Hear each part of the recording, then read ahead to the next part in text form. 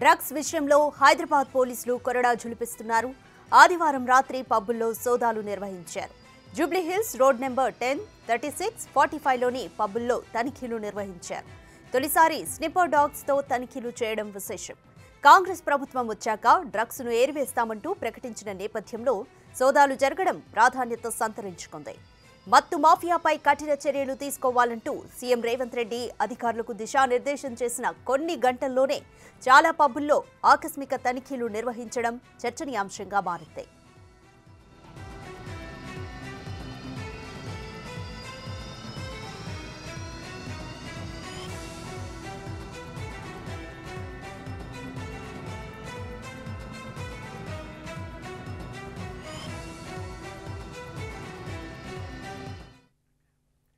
Drugs నిర్మూలనలో ఎలాంటి రాజీ లేదని తెలంగాణ ముఖ్యమంత్రి రేవంత్ రెడ్డి స్పష్టం చేశారు.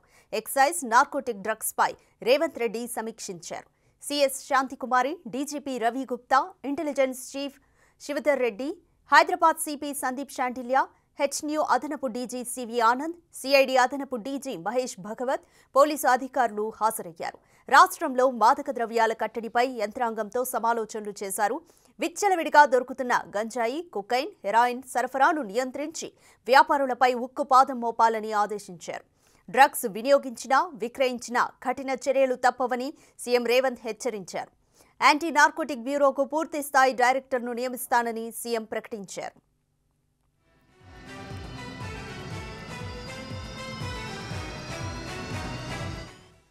యాంటీ నార్కోటిక్ బ్యూరో విభాగాన్ని బలోపేతం చేయాలని, డ్రగ్స్ చలామణి నిరోధానికి అత్యంత ప్రాధాన్యత ఇవ్వాలని అధికారులకు సీఎం రేవంత్ సూచించారు. రాష్ట్రాన్ని డ్రగ్స్ రహితంగా తీర్చిదిద్దాలని సీఎం రేవంత్ రెడ్డి ఆకాంక్షించారు.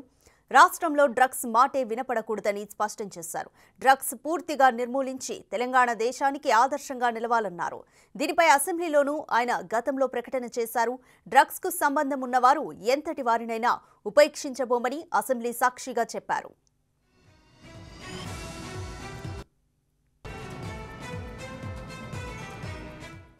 కారణం కాదా? ఈ ప్రభుత్వం డ్రగ్స్ కు సంబంధించి విచారణ మీద సిట్టు వేసి ఆ సిట్లో ఉన్న అధికారిని అర్ధాంతరంగా ఎందుకు బదిలీ చేసిండ్రు? అతను ఎక్కడికి పోయిండు? ఆ సిట్ ఎక్కడికి పోయింది? ఆ విచారణ ఎక్కడికి పోయిందని నేను అడుగుతున్నా అధ్యక్ష. ఈ ప్రభుత్వం యొక్క వైఫల్యాన్ని కప్పిపుచ్చుకోవడానికి, విచారణలో లోపాలను దాచిపెట్టడానికి చేస్తున్న ప్రయత్నంలో నేనే స్వయంగా ఆనాడు 2017లో తెలంగాణ రాష్ట్ర ఉమ్మడి హైకోర్టులో పబ్లిక్ ఇంట్రెస్ట్ లిటిగేషన్ వేసి ఈ విచారణ మీద ఎన్ఫోర్స్మెంట్ డైరెక్టరేటు, డిఆర్ఐ, ఈ నార్కోటిక్స్ డిపార్ట్మెంట్ అన్నిటిని కూడా ఒక సిట్ను ఏర్పాటు చేయాలని హైకోర్టులో కేసు వేస్తే 2021 వరకు నేను కొట్లాడితే తెలంగాణ రాష్ట్ర హైకోర్టు ఈడీకి మొత్తం సమాచారాన్ని చేసిన విచారణను బదిలీ చేయమని హైకోర్టు ఆదేశాలు ఇచ్చిన ఈ రాష్ట్ర ప్రభుత్వం ఆ వివరాలన్నీ దాచిపెట్టింది అధ్యక్ష. ఆనాడు డ్రగ్స్లో ఏవైతే టెలిఫోన్లు కానీ, కంప్యూటర్స్ కానీ, ల్యాప్టాప్లు కానీ, ఇతర సీజ్ చేసిన ఎక్విప్మెంట్, ఎలక్ట్రానిక్ ఎక్విప్మెంట్ని ఏది కూడా ఈరోజు వాళ్ళు ఫోరెన్సిక్ ల్యాబ్కు పంపించలేదు. వాటి మీద సరైన విచారణ జరగలేదు.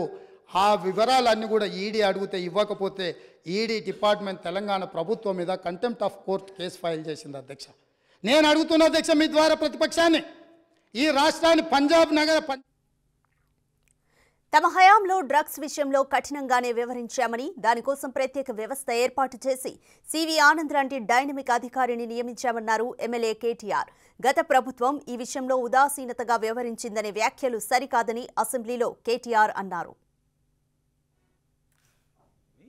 సివి ఆనంద్ గారనే అడిషనల్ డైరెక్టర్ జనరల్ ఆఫ్ పోలీస్ని టీఎస్ న్యాబ్ అనేది ఏర్పాటు చేసిందే మా ప్రభుత్వం. Telangana state anti narcotics bureau ఏర్పాటు చేసిందే మా ప్రభుత్వం.